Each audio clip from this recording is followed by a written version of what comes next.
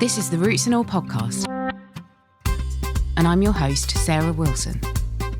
Join me as I talk about all aspects of gardening with some of the top horticulturists from around the world. Hello, and welcome to this week's episode of Roots and All. My guest this week is Ben Raskin, the Soil Association's Head of Horticulture and Agroforestry. Ben is the author of several books on gardening, including Zero Waste Garden and the Community Gardening Handbook. His latest book is the Woodchip Handbook, which I was very excited to read and even more excited to speak with Ben about because I've long been a fan of using woodchip in the garden. In the interview, we cover the many uses for woodchip, how it can help with plants and soil health, what sort of wood makes good chip, and the do's and don'ts of using it. Ben starts our chat by giving an overview of what the book is about. Well, so the book is about woodchip, not surprisingly, but it's not about burning it or using it for fuel. It's about how we can use it in the horticultural and farming system, so gardening and farming really, and about mainly the driver is around the benefits to soil, although some of that is indirect. Some of the uses are indirect, but that's sort of in a way what motivated me was that positive effect it can have on soil and soil health and sort of extending from that into climate benefits as well. And in terms of what led me to write it, I've been in horticulture for 30 years. I've used wood chip over that time, probably most of that time, but it never really occurred to me as anything other than a mulch, occasionally for trees or for paths.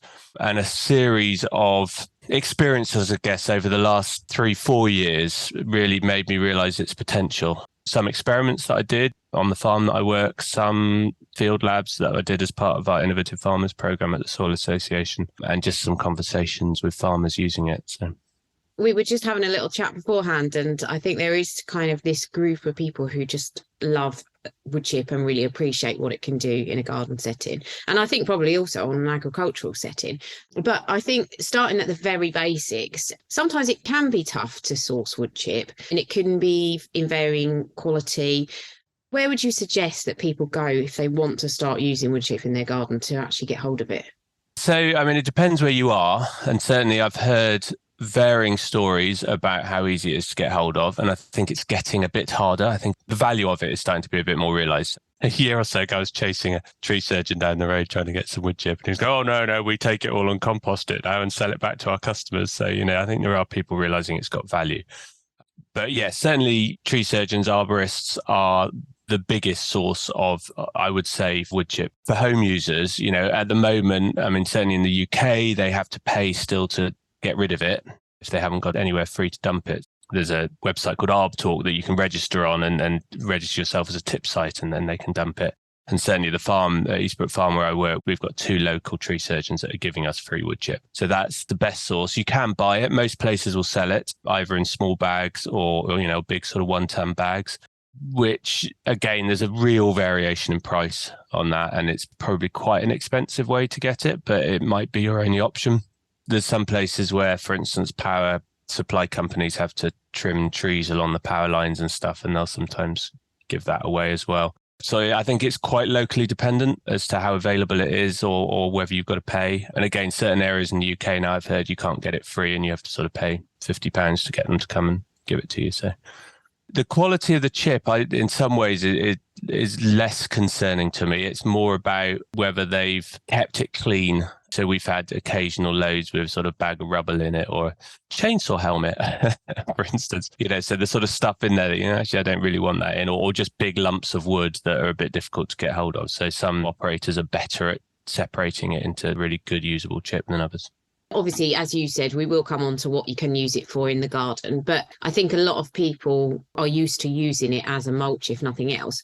And I think people have considered or might have considered, if they have a quantity of wood in their own gardens or their own sites, about chipping it themselves. But I have kind of gone down that route myself and never really had a lot of success. Is it easier for people to just get hold of it from an external source, or do you think it's worth having a go at creating your own if you've got enough base material?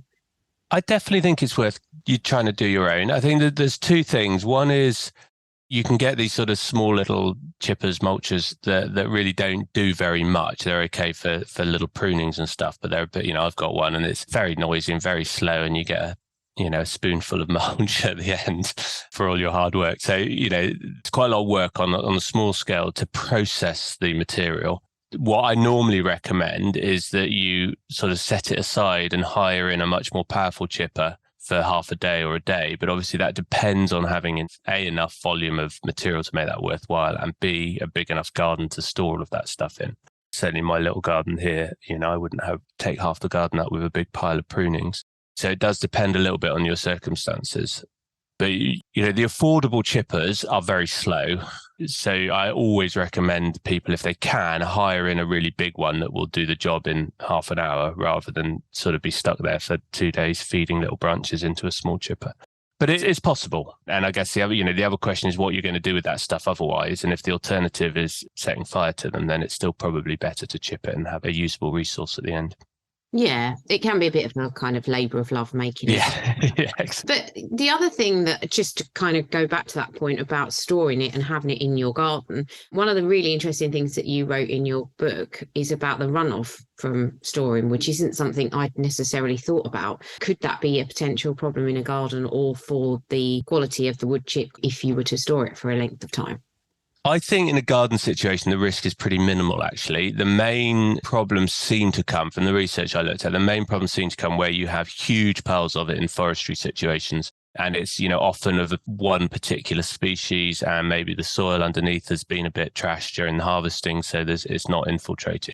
So generally, I would say for the amount of chip you're likely to have in a garden, I don't think that's a massive risk. Having said that, if you do have a pile, I wouldn't put it next to your goldfish pond where it's going to leach in, so it can affect water quality, and you'll get a lot less runoff than you would from a traditional compost pile, which has much higher levels of soluble nitrates and things like that in it. So wood chip tends to be more stable, but you do get a bit of runoff, particularly from the fresher wood chip, where you might have some soluble volatile chemicals that are in the bark or the leaf, for instance. Yeah, I certainly wouldn't panic about it. But if you've got a big pile, not putting it next to the pond, or if you're lucky enough to have a stream going through your garden or something like that.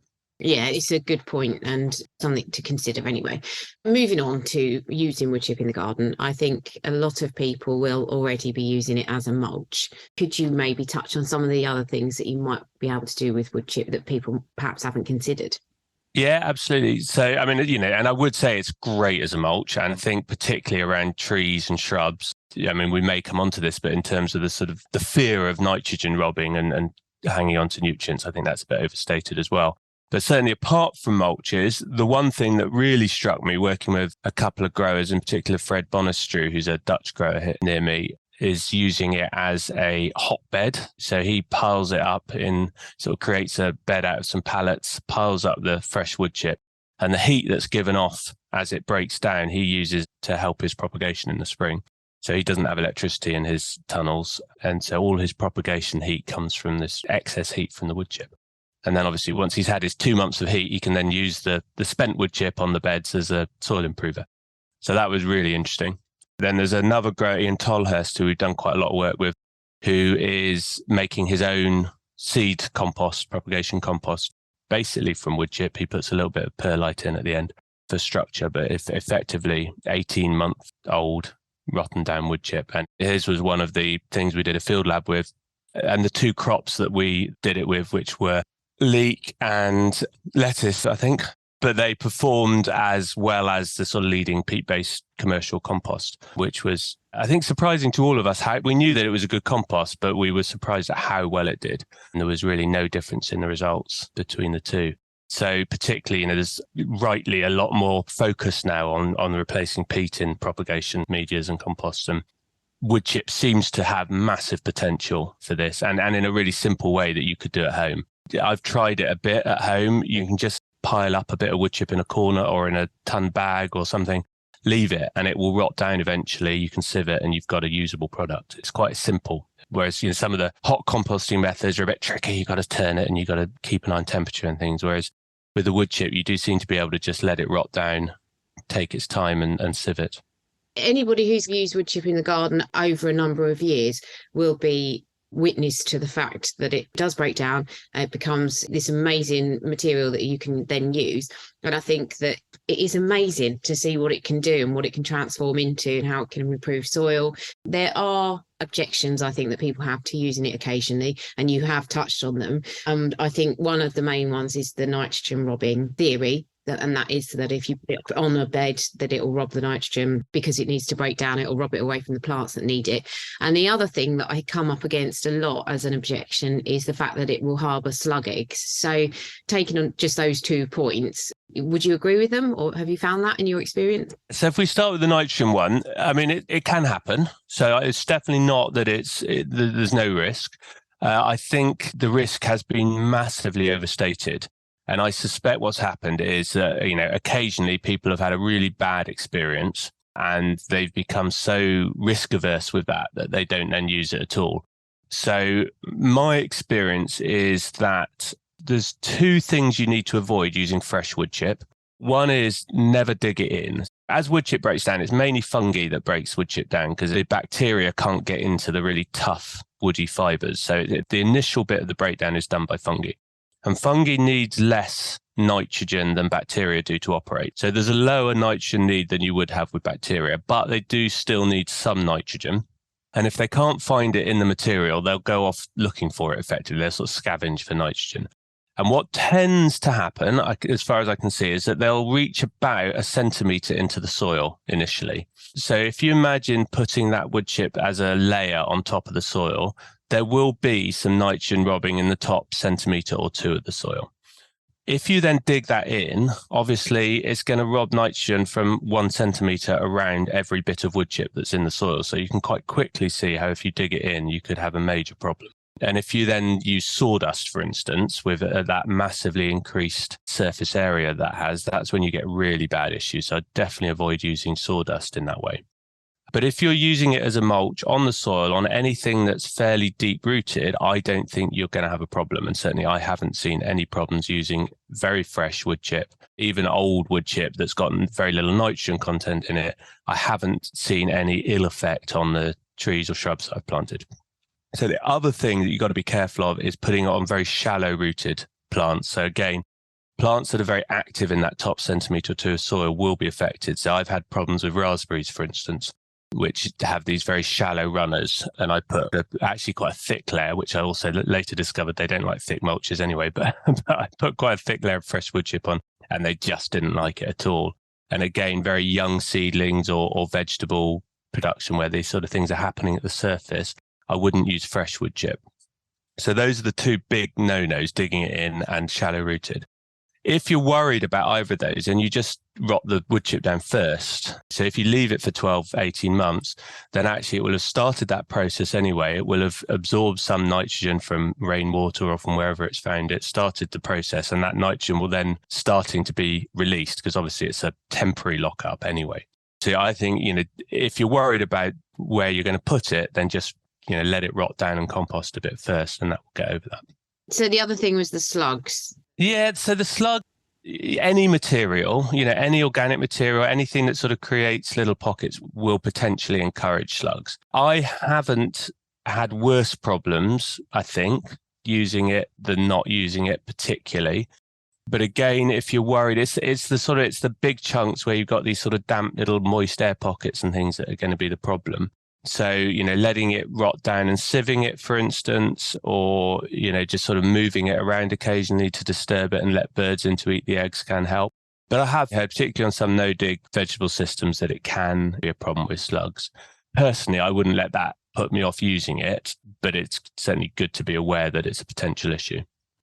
Excellent. Now, you mentioned Ian Tolhurst, and one of my questions actually was about something that I think he's a big proponent of, which is, I'm going to pronounce this wrong, I'm sure, but ramial wood chip.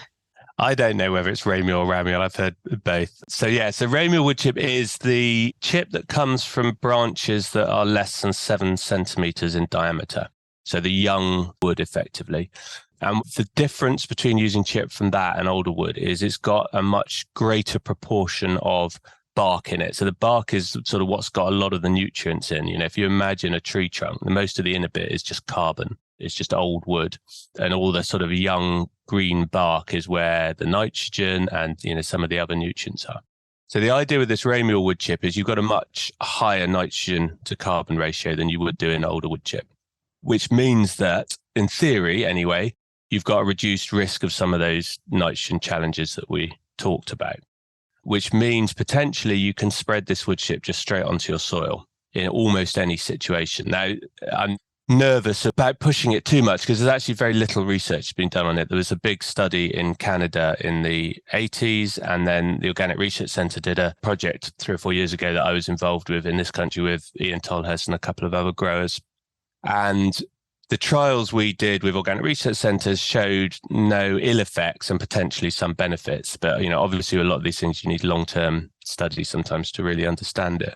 But the advantage for me is that you're effectively reducing the amount of work you've got to do. So if you imagine, cutting down a tree, then you wood chip it into a trailer, you take the trailer away and you compost it or you move it, and then you have to put it back into a spreader. And then, so you've got all of these operations which take time and energy to do and money. Whereas if you're just spreading it straight onto the soil or chipping it straight into a spreader and spreading it, you're reducing some of that cost and labor and hassle effectively. Or in a garden situation, if you do have a small chipper, you can literally just chip it into a wheelbarrow and spread it out. So it makes it easier to use, and there's potential for really boosting soil health and long-term soil health. So one of the things I'm really excited about with wood chip is because it's this sort of slightly more complex structure than, say, a green compost, which breaks down quite quickly. You have a longer term benefit of organic matter in the soil. And it seems to build up a more resilient organic matter in the soil than some of the sort of very quickly digested composts. That's an interesting thought. Obviously, you mentioned the carbon content of wood. Is wood chip good at capturing carbon or holding on to it? Well, again, I don't think enough research has been done. And I think we've got to be really nervous about making big claims about how much it will hold on to permanently.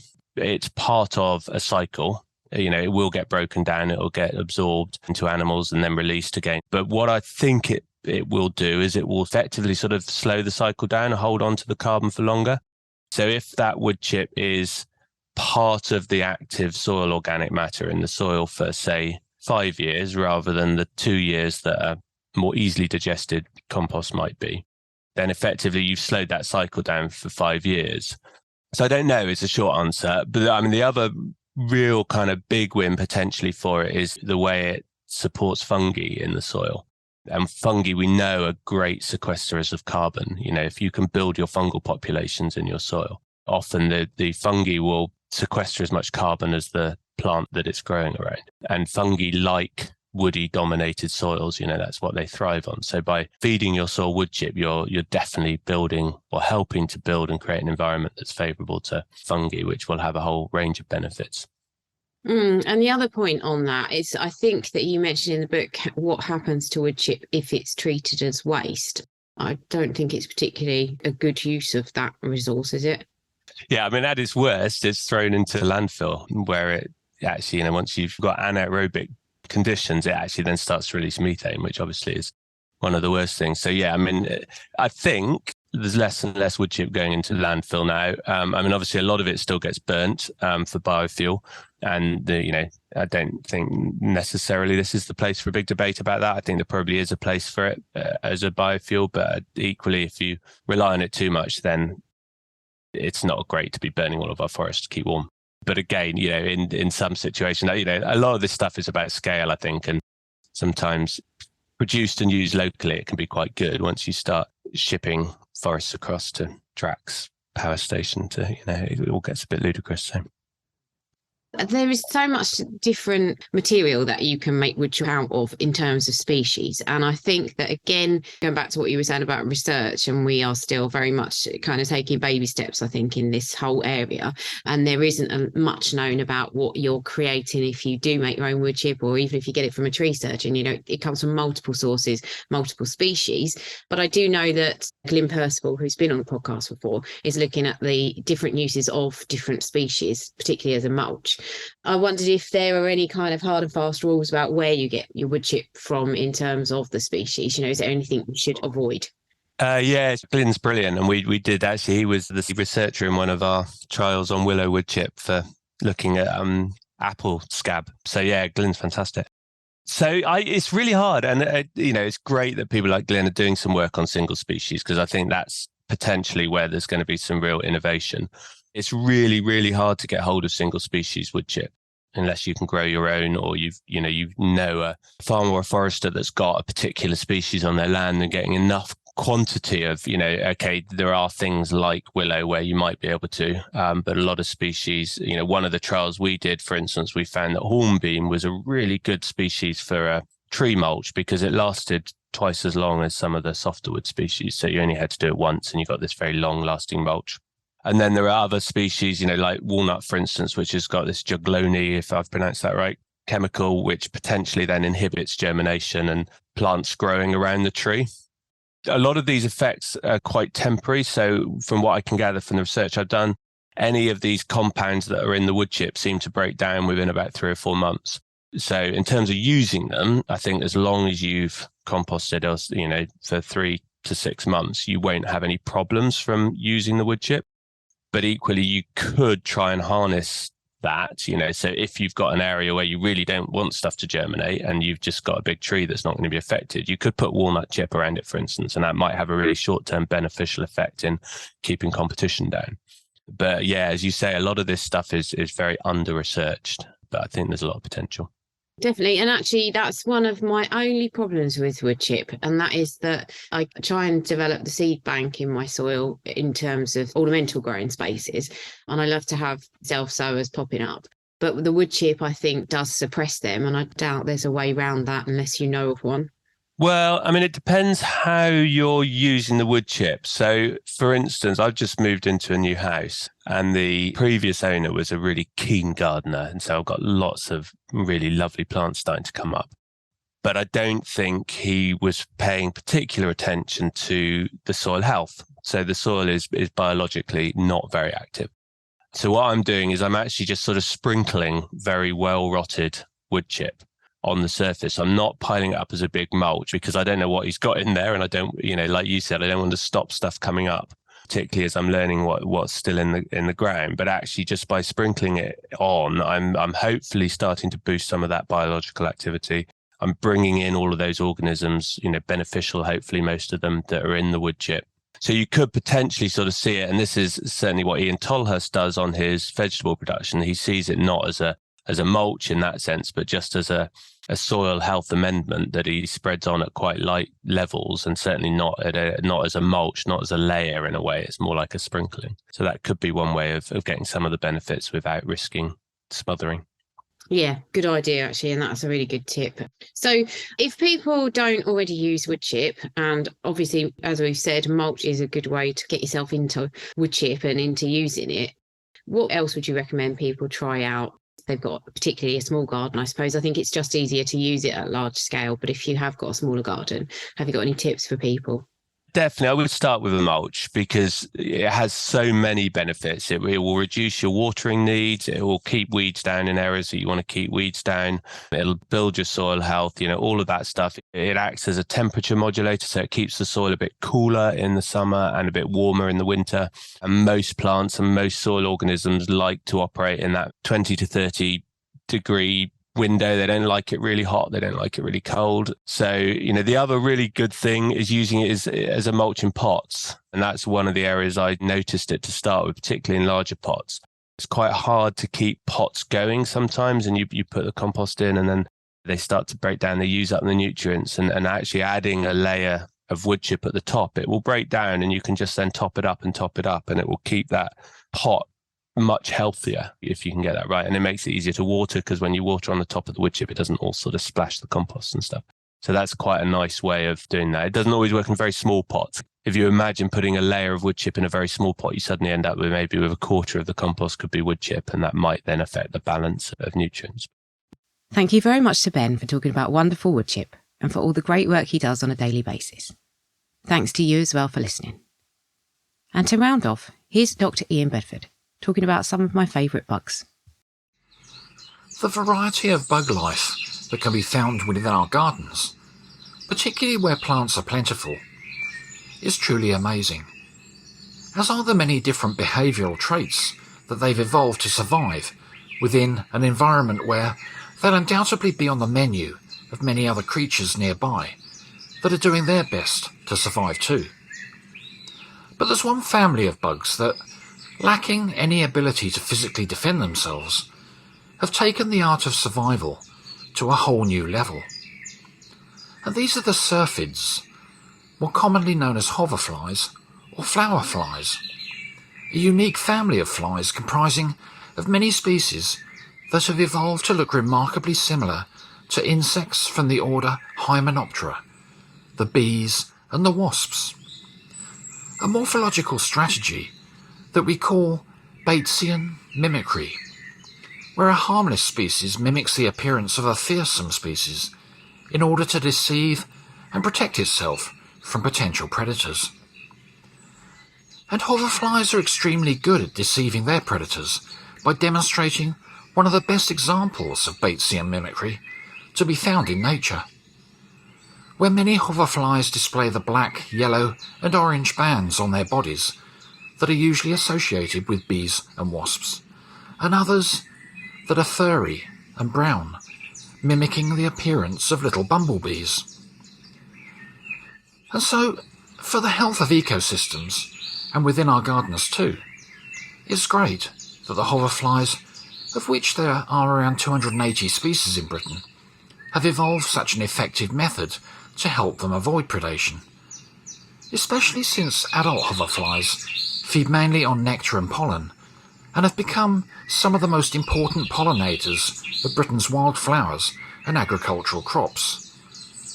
But it's the larvae of many hoverflies too that are a vital component within a balanced ecosystem, where some live within decaying organic matter and recycle nutrients back to the soil, whilst others voraciously consume aphids, helping to keep these highly fecund sapsuckers at plant-safe levels.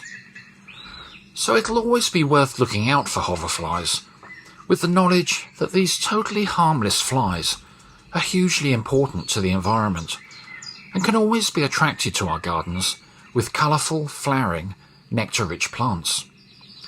And that despite their ability to fool many potential predators that they're a wasp or a bee, they can't fool us that they're not a fly, whilst they still have just one pair of wings, very short antennae and large round eyes that cover most of their head. You can download or listen to the podcast direct from the website rootsandall.co.uk. Please also check out my Patreon, where you can make a one-off donation or take out a monthly subscription to help support the podcast. Because if you enjoy the show, please help it continue.